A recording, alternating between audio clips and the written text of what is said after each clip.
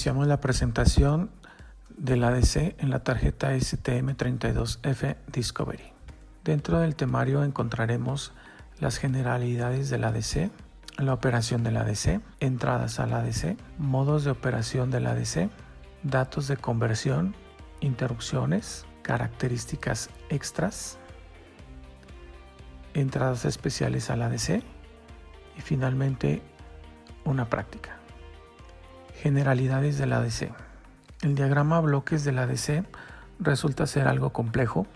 En la parte central podemos encontrar el convertidor de análogo a digital, el cual es alimentado directamente con una señal de reloj proveniente del preescalador. Podemos observar que las entradas se encuentran del lado izquierdo y encontramos los puertos GPIO, para los cuales tomaremos nosotros alguna señal analógica proveniente de alguno de ellos y esta será alimentada directamente al multiplexor análogo. En la parte superior encontramos los registros del ADC, el Analog Watchdog, y encontramos las banderas que nos indican el fin de conversión en la parte superior, así como las interrupciones. En este caso, el ADC también puede configurarse para que pueda ser disparado por algún dispositivo externo al ADC. Incluso puede hacerse a través de alguna terminal externa, como lo muestra el diagrama. En la composición interna contamos con canales regulares y canales de inyección dentro del convertidor de análogo a digital.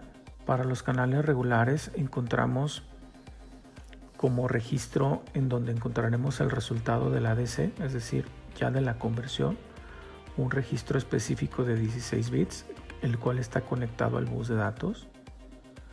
Para el caso de los canales de inyección encontraremos un grupo de registros, en este caso 4, también de 16 bits, y los cuales pueden conectarse también al bus de datos.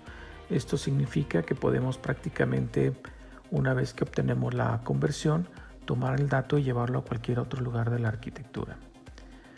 Cabe hacer mención que aquí en el dibujo se ve más claramente la entrada del reloj al ADC, que es el ADC-CLK, a donde está conectado el preescalador por parte del árbol de relojes y el cual es el que alimenta al convertidor de análogo a digital para poder hacer las conversiones en un determinado tiempo.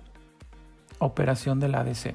El convertidor de análogo a digital tipo SAR está compuesto por un convertidor de digital a analógico, un comparador y un contador binario. En este caso, el comparador sirve para comparar el voltaje de salida del DAC contra la señal de entrada al ADC, alimentando así al convertidor de digital a analógico. En caso de que sean iguales, sale una señal hacia el SAR deteniendo la cuenta.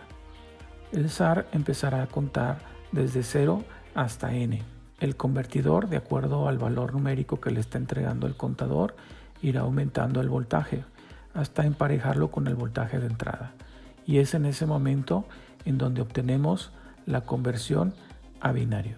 Debe quedar claro entonces que el convertidor tipo SAR contiene un contador binario ascendente con una entrada de habilitación para detener la cuenta o habilitar el conteo. Entradas al ADC. Las entradas al ADC tiene 19 canales multiplexados que le permiten medir señales de 16 fuentes externas, 2 fuentes internas y el canal en particular para leer el voltaje de la batería en donde está montado el procesador. Podemos observar en esta parte el bloque de los puertos GPIO, ya que serán las entradas correspondientes y están marcadas de 0 hasta el 15, indicándonos que cada una de las terminales del puerto GPIO pudiera ser utilizada como entrada analógica hacia el multiplexor del ADC. Estas entradas podrían alimentar ya sea tanto a los canales regulares como a los canales de inyección. Modos de operación del ADC. Los modos de conversión del ADC se pueden realizar en modo simple o individual, conocido como Single Conversion. Modo continuo, conocido como Continuous Conversion, o escaneo o discontinuo, conocido como Scan Mode. En el caso del Single Conversion, se permite realizar una conversión a la vez. Quiere decir que se realiza la conversión en el momento que lo indicamos por software y una vez terminada la conversión, el resultado es almacenado en el registro, habilitando la bandera de final de conversión, la End of Conversion EOC. En ese momento, el convertidor se detiene y no realiza ninguna otra conversión. Continuous Conversion nos permite manejar una conversión continua. Realiza una conversión tras otra sin detenerse. Obviamente, una vez que se obtiene la conversión, el resultado se almacena en el registro y también se activa la bandera EOC. A esta modalidad se le conoce como Free Running o carrera libre. Scan Conversion. En este modo, que se conoce como de escaneo o discontinuo, se puede realizar la conversión de diferentes canales del ADC, incluso en una secuencia determinada. Pueden ir desde el canal 0 hasta el canal 15 de forma continua o puede hacerse de manera discontinua, es decir, desordenada. Puedo escanear primero el canal 0, luego el 5, luego el 7 y quizás luego regresar nuevamente al 0. Una vez que se realizan las conversiones, igual se almacenan los resultados en los registros correspondientes y se activa también la bandera de final de conversión. Datos de conversión. En el caso de los canales regulares, los registros determinados para almacenar la información pueden alinearse tanto a la derecha como a la izquierda, indicando en la imagen, como pueden ver, el bit menos significativo y el bit más significativo para ambos casos, tanto para la alineación a la derecha como para la alineación a la izquierda. Debemos notar que en el caso de los canales regulares, los bits más significativos en la alineación a la derecha se encuentran en ceros. En el caso de la alineación a la izquierda, los bits menos significativos se encuentran en ceros. Canales de inyección. El resultado del ADC también se almacena en los canales de inyección, en cualquiera de los 4 registros.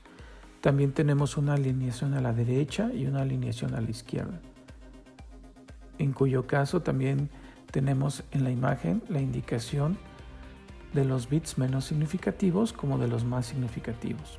En los canales de inyección, a diferencia de los canales regulares, vamos a encontrar unos bits etiquetados como sext, que en este caso nos indican el signo de la conversión, debido a la posibilidad de manejar un registro que se puede utilizar como referencia u OSFET para hacer algunas operaciones con las señales recién convertidas.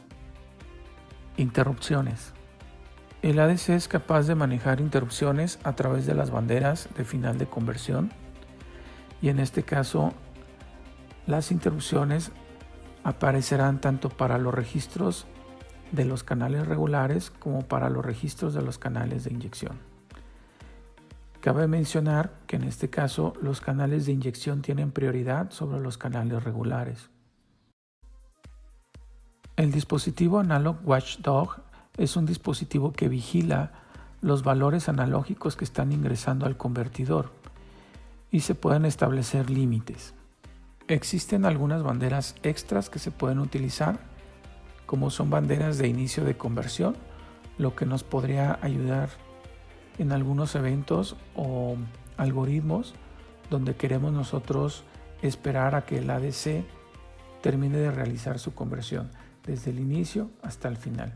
Estas banderas podrían tener ese propósito y lo tenemos tanto para canales regulares como para canales de inyección. Características extras. Como ya observamos, el Analog Watchdog o la vigilancia analógica permite entonces detectar los niveles de voltaje de entrada al ADC y en este caso, si van más allá de los umbrales establecidos en los registros, pues esto puede marcar una interrupción. Aquí vemos de manera gráfica estos niveles de voltaje.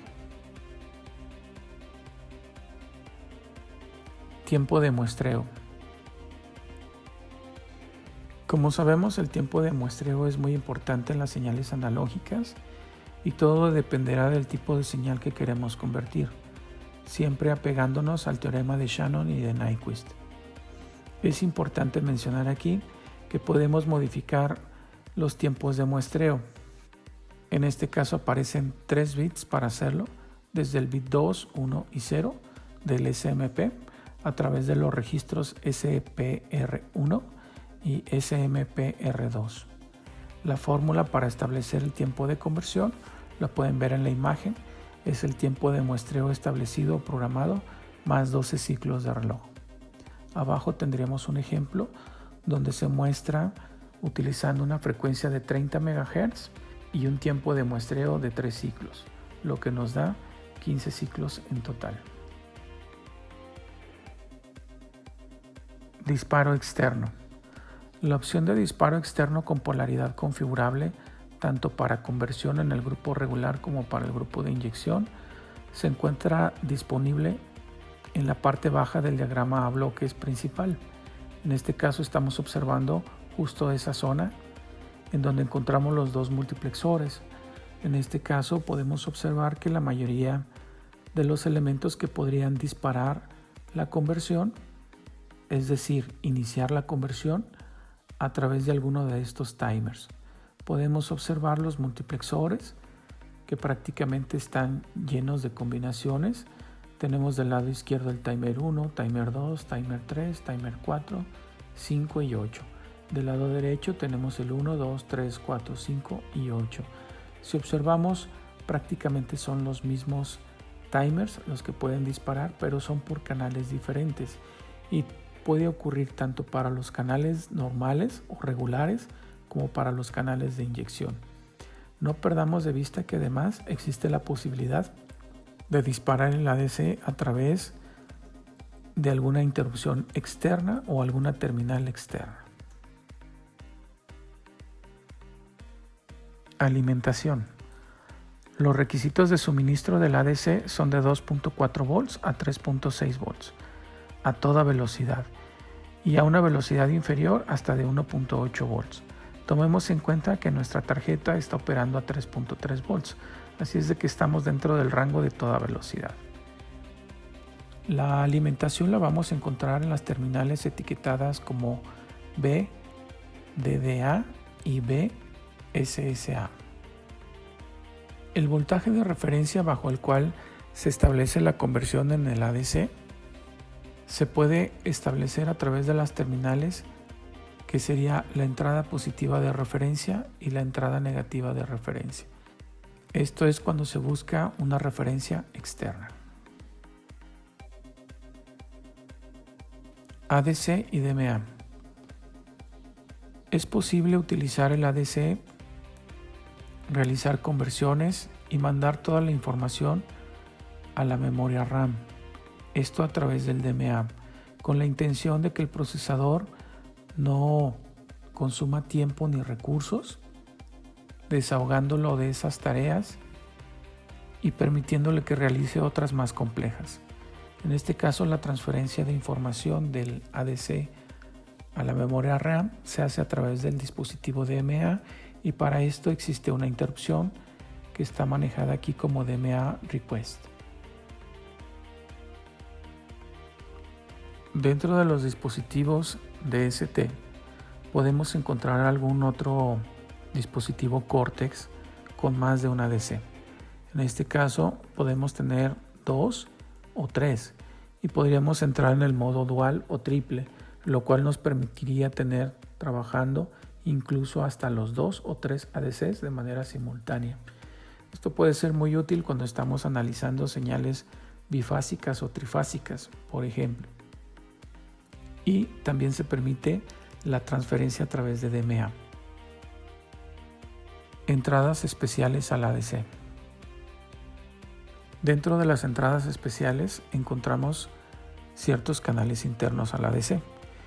Entre ellos encontraremos el sensor de temperatura y un bloque interno para el manejo de energía.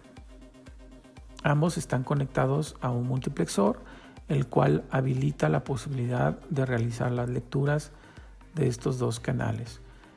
En su defecto, se puede habilitar también el sensor de temperatura a través de este bit de control.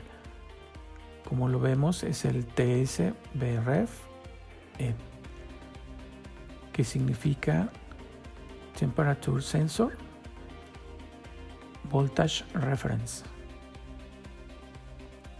y básicamente es un bit de control. La salida del sensor de temperatura está conectada al canal 16 o al canal 18, dependiendo de la familia del microcontrolador que se esté utilizando. En el caso del bloque del voltaje interno, vamos a encontrar una terminal marcada como B, referencia interna, que está conectado al canal 17. En el caso de los canales internos, encontraremos que para nosotros el canal número 18 es el que se utiliza para la lectura del sensor. Sin embargo, vamos a encontrar que también ese canal se utiliza para leer el voltaje de la batería cuando se alimenta el dispositivo con una batería, para analizar qué nivel energético tiene la batería o el porcentaje de potencia que le queda a la batería. En este caso, analizar el voltaje de la batería tiene prioridad sobre el voltaje del sensor de temperatura.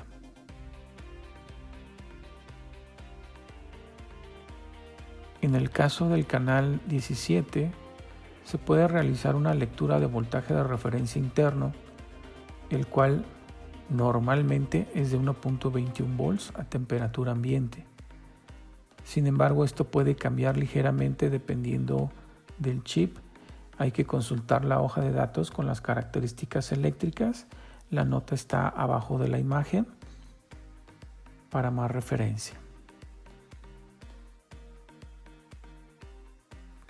Para el caso del sensor de temperatura, como ya lo mencionamos, es importante activar el bit de control TS-BREF, que en este caso activaría el sensor de temperatura, que normalmente está apagado en modo de standby. Esto hay que hacerlo en el registro ADC-CCR. Es importante mencionar que para el caso del sensor de temperatura, lo que nosotros estamos midiendo es voltaje. Si queremos transformarlo en temperatura, tenemos que hacer uso de la fórmula que nos proporciona el fabricante.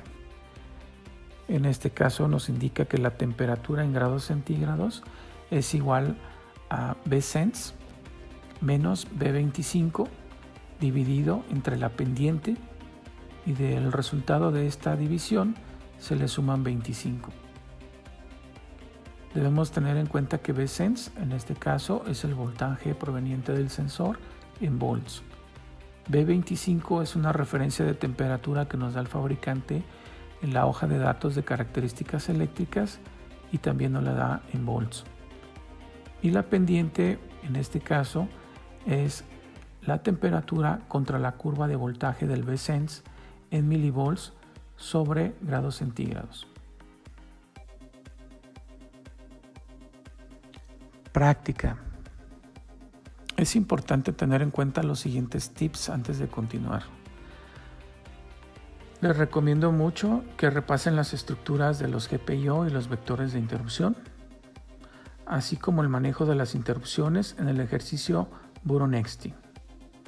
Debemos repasar también el ejercicio del LCD con la función printf, ya que de ahí recuperaremos el funcionamiento del LCD y el uso de dicha función, la función printf, para colocar el texto en la pantalla. Para el caso del ADC, les recomiendo que antes de realizar el ejercicio puedan adentrarse a los controladores del ADC. En este caso, revisando los controladores STM32F4XX-ADC, tanto el punto C como el punto H, es decir, el driver completo. Instrucciones para la activación del ADC. De aquí en adelante ustedes tendrán que ir revisando las instrucciones y relacionarlas directamente con código. No olviden realizar su diagrama de flujo para no perderse. El primer paso sería abrir el proyecto con el nombre del ADC, empleando el proyecto anterior del LCD en Kyle.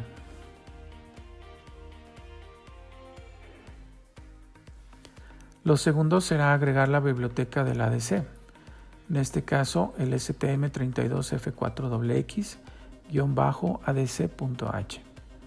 Es importante declarar estructuras nuevas para las configuraciones comunes del ADC y declarar una estructura también para las configuraciones específicas.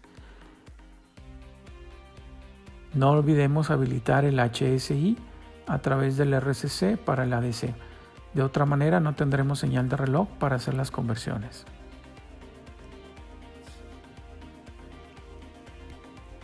Para asegurarnos que el HCI está funcionando, hay que monitorearlo. Una vez que eso sucedió, hay que habilitar el reloj para el ADC, es decir, conectamos la señal de reloj proveniente del HSI directamente al ADC. Les recomiendo utilizar en este caso un preescalador CLK entre 2 y marcarlo en la estructura del ADC Common. Una vez que hicimos esto, hay que cargar los datos de la estructura directamente en los registros.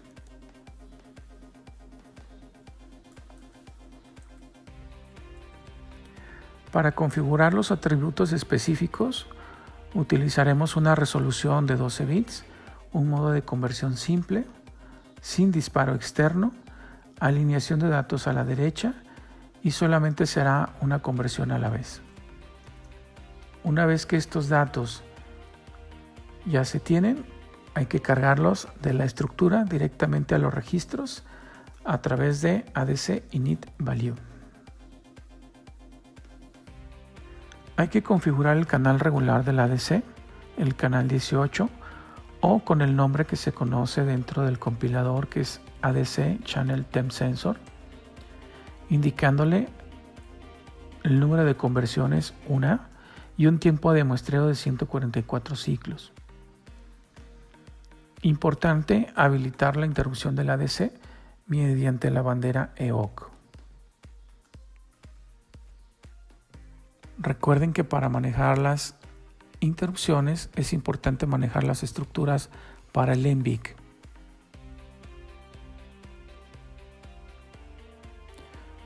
A continuación, para configurar la interrupción del ADC en el NVIC, vamos a indicarle cuál es el canal de interrupción, que es el ADC IRQN.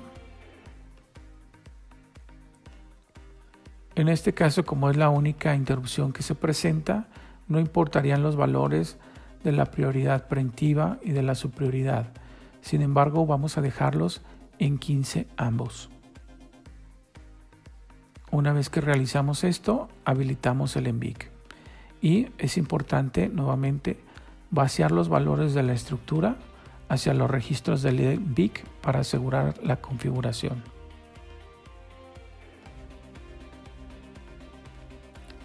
A continuación, hay que crear una función para atender la interrupción en el archivo. ¿En cuál archivo? En el archivo STM32F4XX-IT, donde se concentran todas las interrupciones. En este caso, la función será denominada ADC-IRQ Handler. No olviden evaluar la bandera EOC de la ADC para verificar que realmente fue la que se activó. Una vez que aseguramos que se activó la bandera EOC de la ADC1, para monitorear que se está realizando una conversión, intercambiaremos el estado del LED rojo, es decir, haremos una acción de toggle. Nuevamente bajo esta condición, es decir, asegurando que la bandera EOC se activó, obtendremos los resultados del ADC1 en una variable, la cual deberá llamarse ADC Data. El siguiente paso a continuación será habilitar el sensor de temperatura, habilitar el ADC1, iniciar la primera conversión, lo que se conoce como dummy conversion, obtener el resultado de la segunda conversión.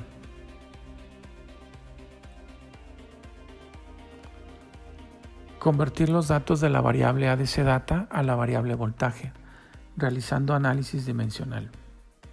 La variable voltaje debe convertirse a la variable temperatura, realizando también análisis dimensional y empleando la fórmula que proporciona el fabricante. El siguiente paso será imprimir en pantalla las variables ADC data, voltaje y temperatura, cada una en líneas separadas indicando las unidades de medida de las mismas. A continuación, tomar una muestra del sensor de temperatura cada 2 milisegundos.